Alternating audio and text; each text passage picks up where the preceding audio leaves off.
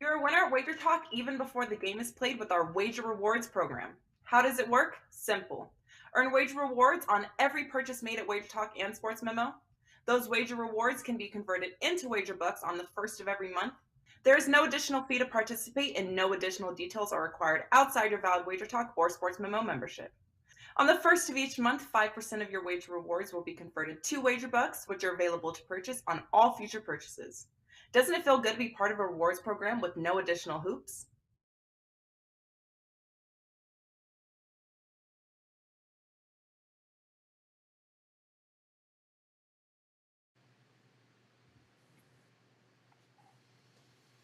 All right, guys, welcome in and a very happy, Friday to you. The final Friday of September. Good Lord, that is right. October, just around the corner, week 5 in college football. And we've got 3 more games we're going to break down for you here today as we head into this first weekend in October. It's kind of crazy. Can't think of 3 gentlemen better equipped to help you navigate this weekend than the 3 we've got today, as Brian Leonard in the house, as is Adam Trigger.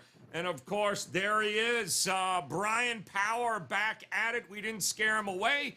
He continues to show up on Fridays, kind of like a stray cat. But he is here. It's always a pleasure, gentlemen. And Brian Leonard, I will start with you as you continue to dominate for your clients here. I believe a 14-2 overall run right now. You do have a 5% best bet, I believe, for tomorrow.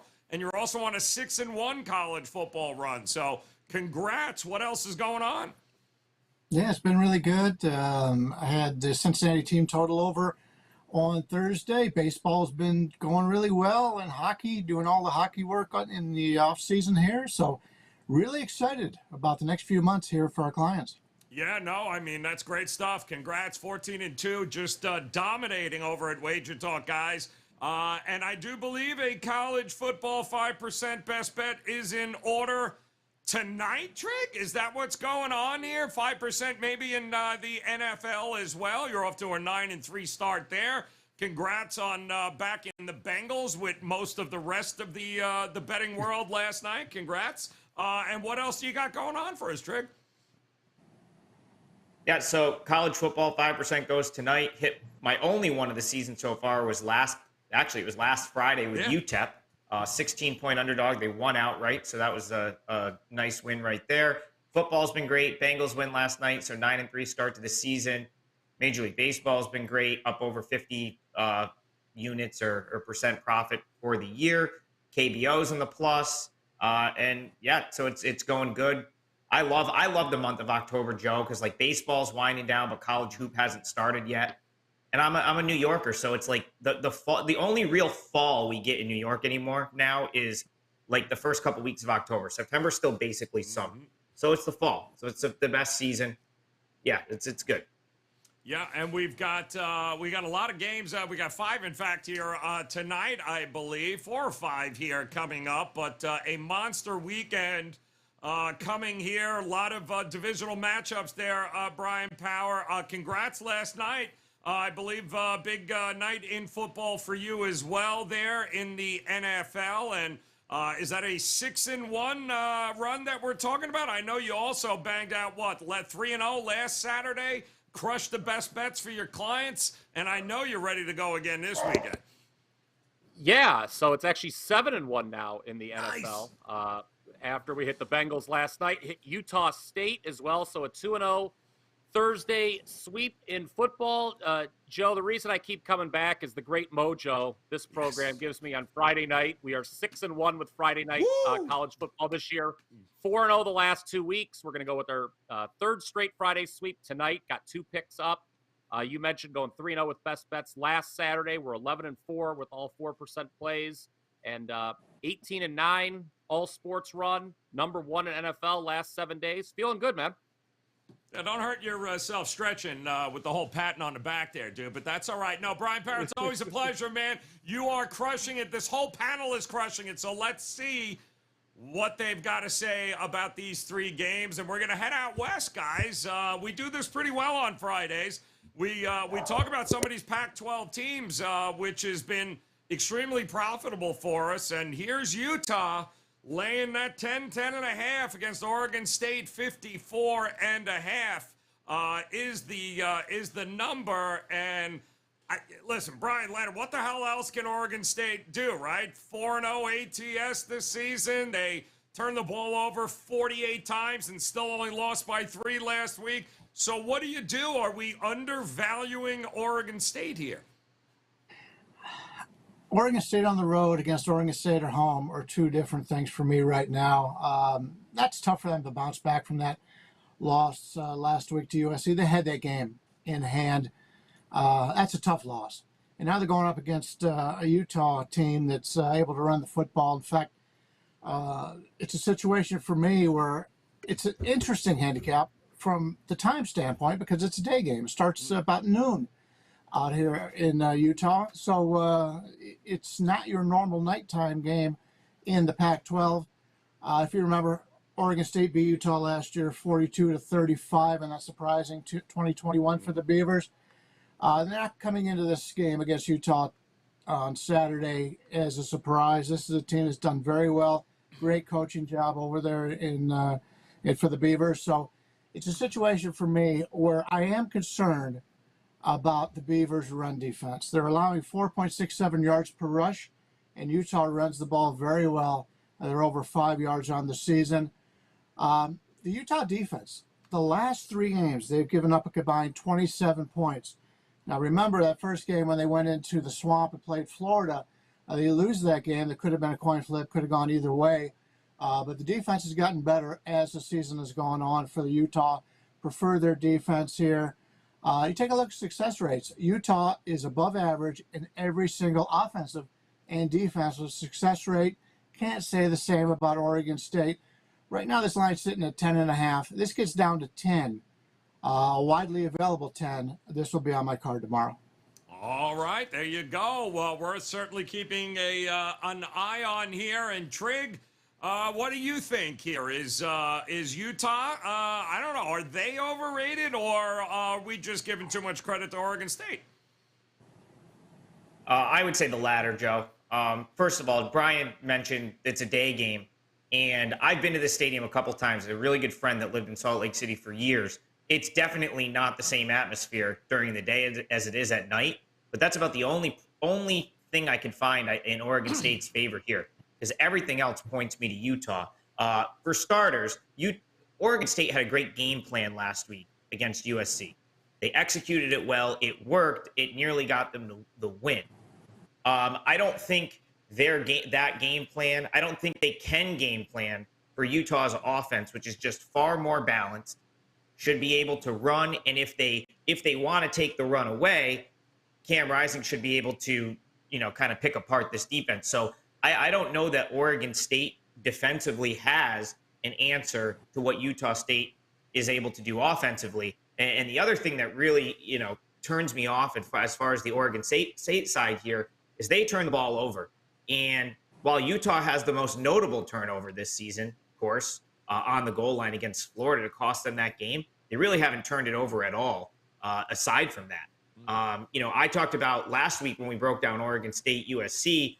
Oregon State struggles in the revenge spot, and they actually managed to cover in the revenge spot last week against USC. Oregon State handed Utah their only loss in Pac-12 play last season. I don't think the Beavers can do it again. Big revenge here for Utah, a nice edge at home, and I just think the far superior team. I'm with Brian. If you can get a 10, Utah's probably the play. All right, like in Utah, that's 2 for 2 at Utah. No pressure here, Brian Parry. You understand how it works. If you also throw out Utah, we are going to be running quickly to go the other way. So there's no way the three of you can be on the same page, or is there? Well, I'm going to take a look at the total, actually. Love it. Yeah, that way these two can be right. I don't want to screw up there because just really eloquent analysis from the both of them. So let me just say a bunch of drivel here, and we can move on to the next game. But ranked favorites were a pretty dismal 5-13 against the number last Saturday. And, you mentioned Oregon State's 4-0 against the number, but Brian pointed this out, and I would agree. It's going to be very hard to get off the deck after such a tough loss like that to USC. I don't see the Beavers scoring a lot against this Utah defense, just 27 points the last 3 games. Brian pointed out as well. It's subpar competition, yes, in those 3 games, but Utah's defense is pretty good. But on the flip side, they just lost their stud tight end, the Utes. So that's going to hurt them offensively. If Oregon State, I know it was at home, and Brian is correct that this is a different team on the road, but if Oregon State can keep USC to 17 points, I think they can limit a somewhat wounded Utah offense. And this is the highest over-under for any Utah game against an FBS foe this year. It's been bet down a little bit. Still like the under in this one. Ooh, all right. Looking at the under in it, guys. And keep in mind, it's not one of those late-night degenerate specials, as Brian pointed out. This one's going to be in the afternoon, so keep an eye on it. Utah taking on Oregon State, and we're going to move out to the SEC. 4 o'clock Eastern time will be the kick between the Aggies, Jimbo and company of Texas A&M, going to try to finally score a touchdown. Feels like forever.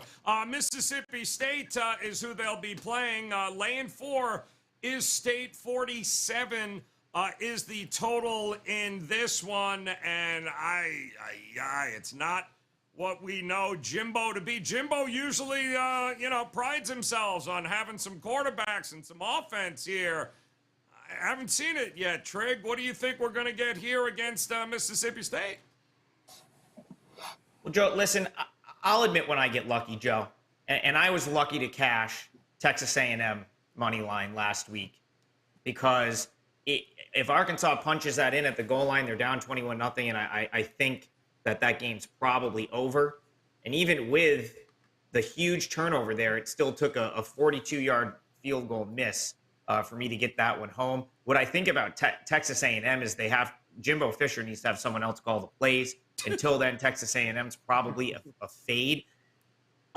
They're dead last in scoring, 21.3 points per game, and their defense is good enough to get by. As you saw last week, their defense and ability to run the ball was the reason they were able to win that game. But I think it's going to take more scoring than Texas A&M is capable of to beat a team like Mississippi State. Now, if Will Rogers turns the ball over, it's a different story. He could let Texas A&M back in the game that way.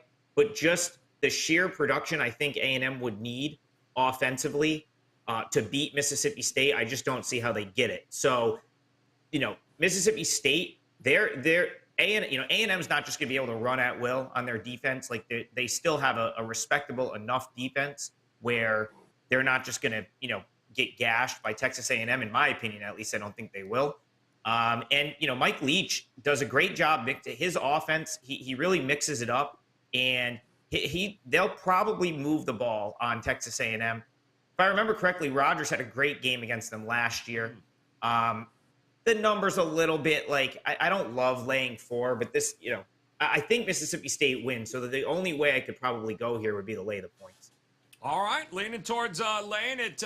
Brian Power, it's interesting. 14 points, I think, 14-17 outside of their game against Sam Houston. Even then, they only dropped 31. They just lost, I believe, one of their best offensive weapons, too, with Anais Smith. So what does that leave for Oregon, for Texas A&M here against State? Look, there's a lot of reasons to like Mississippi State in this situation. Let's go back several weeks. A&M loses to Appalachian State. They've since bounced back with wins over Miami and Arkansas. But here's the thing. They were outgained in all 3 of those games. And Adam pointed out the offense has gone 3 in a row without scoring more than 17 points because, as he brought up, they had that big fumble return. You take that away, they don't win the game. So, and they've got Alabama on deck. So situationally, this is horrible. Mississippi State didn't have a bye last week, but it might as well have been. They crushed Bowling Green. That was no problem. They are desperate to avoid the 0-2 start in SEC play. They really gave that game away in Baton Rouge against LSU, I thought, in the second half. You mentioned the injury to Smith for A&M, so the offense isn't going to get better here.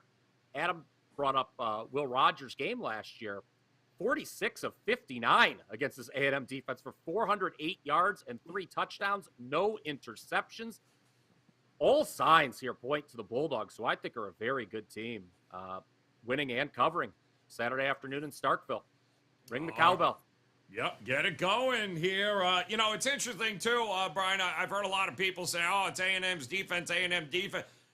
Is A&M's defense the best unit on this field tomorrow? Because I guess an argument can be made that Mississippi State's defense is pretty damn good as well.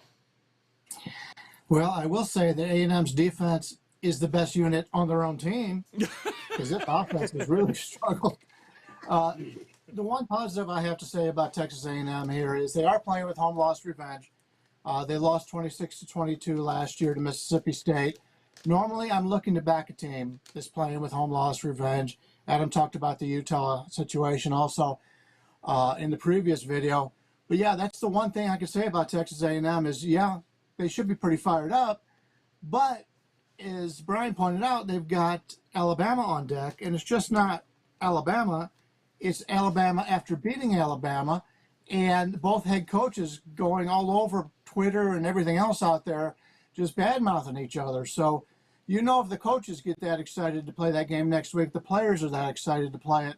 That is the concern here with Texas A&M. The offense has been pointed out, it's been not very good. They have a first down deficit of minus 19 on the season. Compared to a comparable schedule, Mississippi State is plus 36 in first downs. Brian talked about the physical defenses, Arkansas, Miami, Florida, the last 2 weeks. They had that tense game against Appalachian State. The Bulldogs, on the other hand, played a MAC team. And my alma mater is the MAC team. Love the MAC. They're not physical. So you've got a Texas A&M team who's been pushed around the last 3 weeks in games in which they were not dominant. Now they're playing a team coming off of a MAC opposition. I like Mississippi State here. 4 is a very fair number, in my opinion. All right, leaning towards Mississippi State in this one. A&M, that leaves us to the Big 12. One more game here to break down before we get to your best bets here, guys. And OU, well, Big 12 while it lasts. OU, 5.5 opening up against TCU. OU coming off of that. Woo, that was a rough beat there against Kansas State. 69.5 is a big total here. 12 o'clock Eastern time. Sonny Dykes, welcome. What do you think we're going to get between these two teams here? Brian Powers, and a lot of scoring? Yes, that's exactly what I think is going to happen. And first off, great call from Brian Leonard last week on the program with K-State over Oklahoma. Reason to pat himself on the back there. That was good stuff. Oklahoma now, let's talk about them off after a loss. 4-0 against the number the last 4 times they've been off a straight-up loss. And they have lost back-to-back regular season games just 1 time since the year 2000. And they have beaten TCU 8 straight times, 6-2 against the number. And TCU, say for SMU, has not really played anyone this year, but I am not interested in laying this number, Joe, even with it coming down a bit from the high point, because that Sooners defense really disappointed me last week. They could not contain Adrian Martinez, who ran for 148 yards. Yes, ran for 148 yards. And the one time OU lost back-to-back regular season games, it was 2 years ago, the COVID season. But ironically enough, the first of those back-to-back losses was at home to Kansas State. And these are 2 top 10 offenses nationally, to get back to your question. Both average at least 510 yards per game, pardon me. So I'm expecting a track meet in Fort Worth. These teams combined for 83 points last season. I would say go over.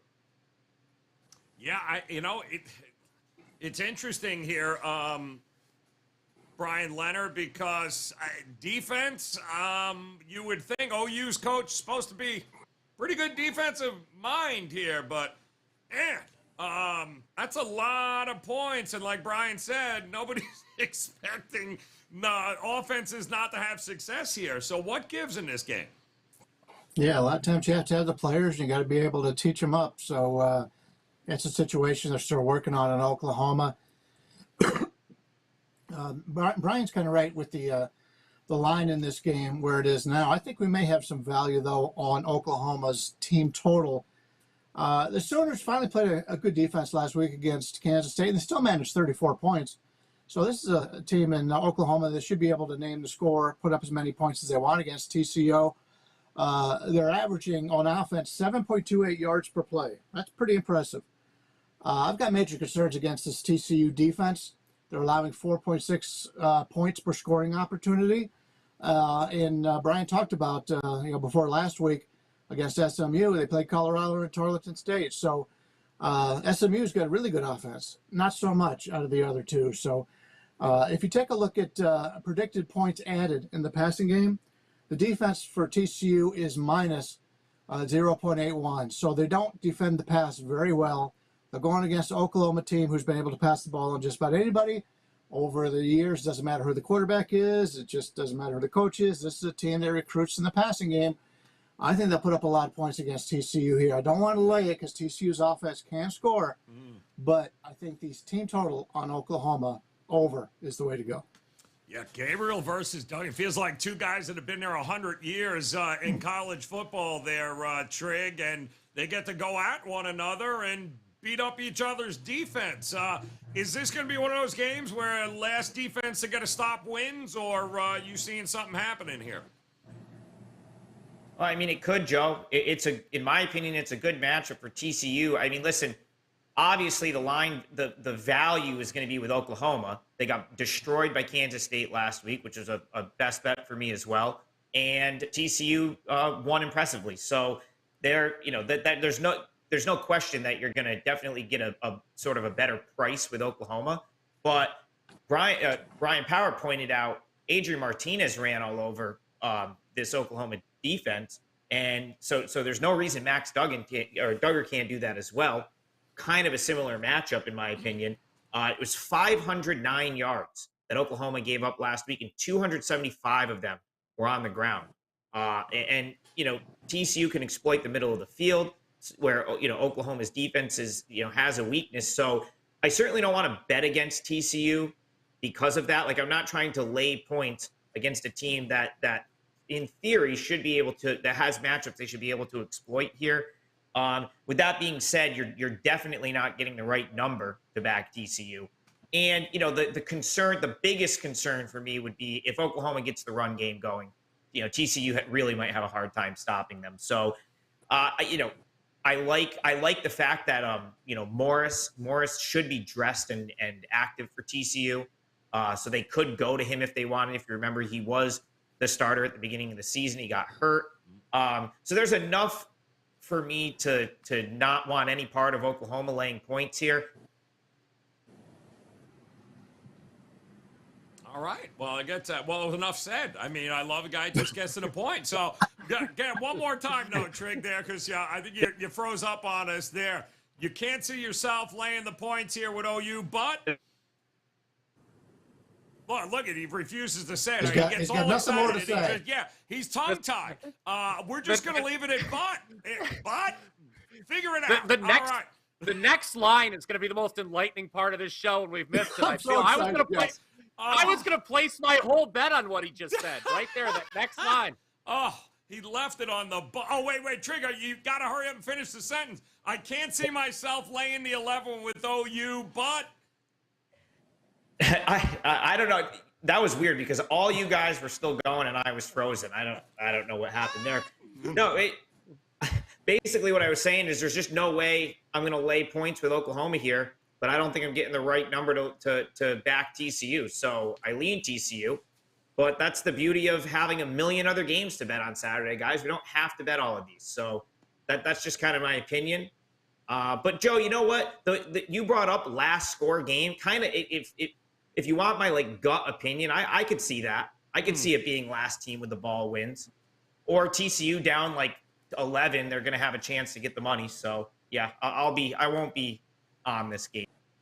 Yeah, and both these teams have been real good in the red zone as well. So neither coach spends a lot of time trying to kick field goals. So there should be some scoring. It should be an entertaining game to say the least. There, Oklahoma and TCU. So now it is time to figure out if there's a game on this card coming up that these guys like.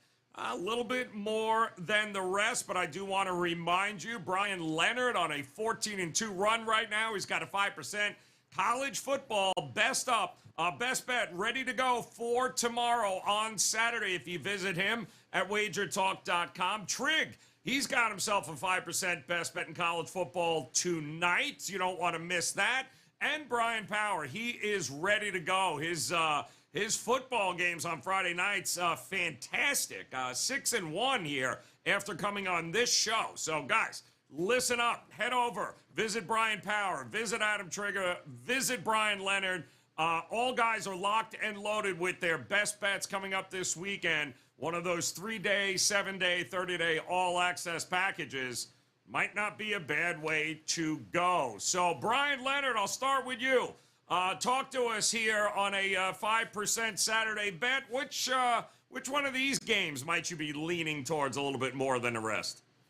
Well, we talked about two of them here that I was interested in, and one of them hasn't got to the number yet. So let's go with Mississippi State here, minus the 4. Definitely a play against Texas A&M in a bad scheduling spot with a huge game coming up next week.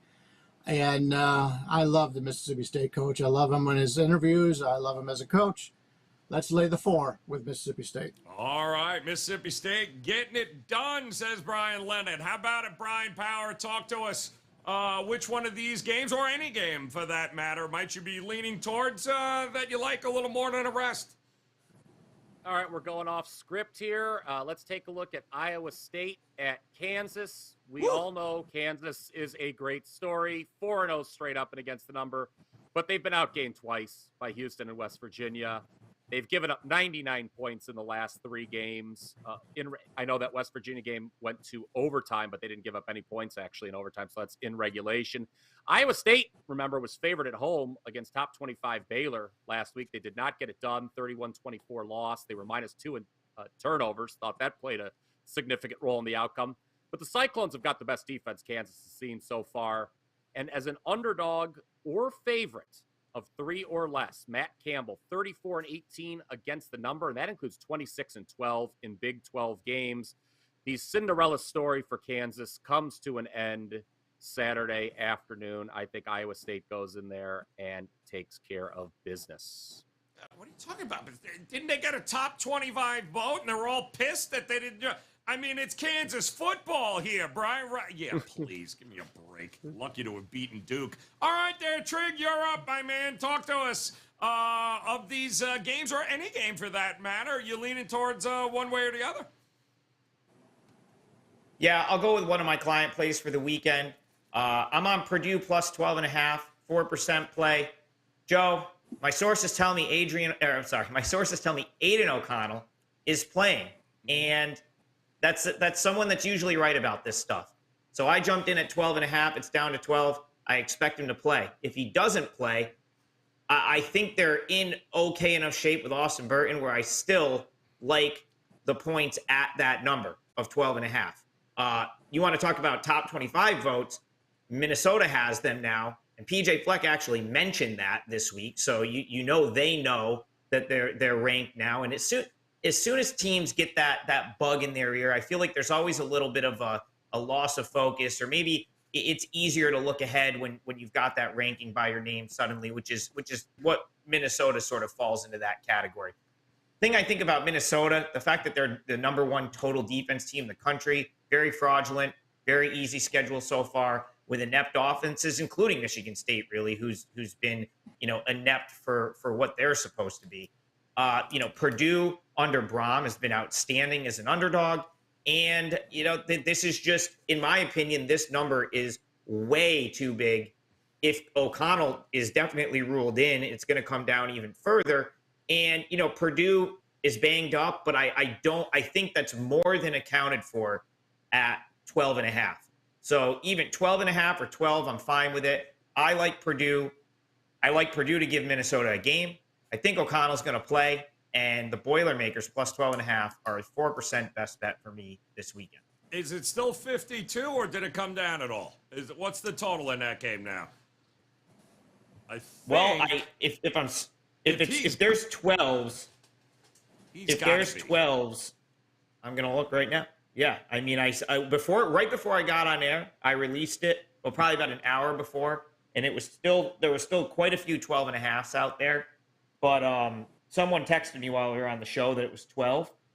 And I thought I think the see. total came down a little too, didn't it? Corresponding to Mr. O'Connell. I quickly looked and I got a. 52?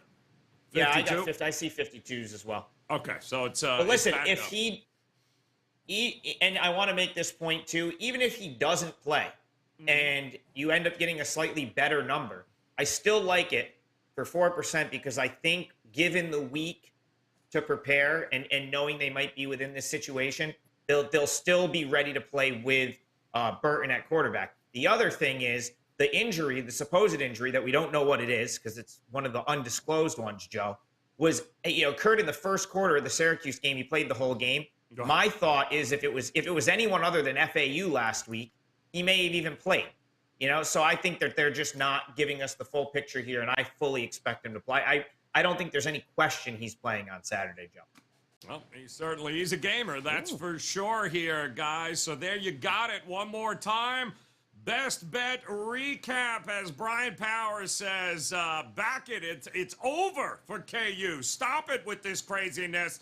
Back in Iowa State to get it done there as a 3-point favorite. Brian Leonard likes the matchup, likes the team. Mississippi State laying the 4 against Jimbo at A&M. And Trig, you heard him, taking the points here against Minnesota with Purdue. And don't forget, guys, you can always check the latest on the marketplace with the WagerTalk free odds page found over at WagerTalk.com. Never miss a line move, guys. It's a great page to have up and bookmark at your disposal. And while you're there, make sure you visit both Brian Leonard with his 5% best bet ready for tomorrow, Trig, his 5% best bet tonight, and Brian Power ready to go here, guys. Locked and loaded for this weekend, college and NFL. Visit all three gentlemen.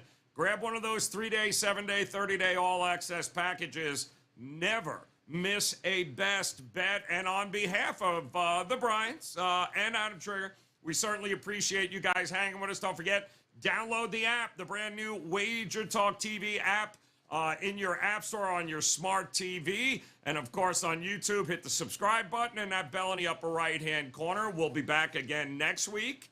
First week in October. Here we come for week 6 in the college football season. Until then, on behalf of these guys, we appreciate you hanging with us. Best of luck with all your plays this weekend, guys. We'll talk to you again on Tuesday.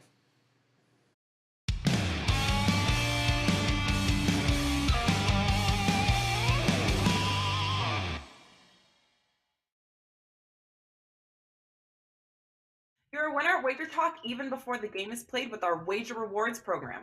How does it work? Simple. Earn Wager Rewards on every purchase made at WagerTalk and Sports Memo. Those Wager Rewards can be converted into Wager Bucks on the first of every month. There is no additional fee to participate and no additional details are required outside your valid WagerTalk or Sports Memo membership. On the first of each month, 5% of your Wager Rewards will be converted to Wager Bucks, which are available to purchase on all future purchases. Doesn't it feel good to be part of a rewards program with no additional hoops?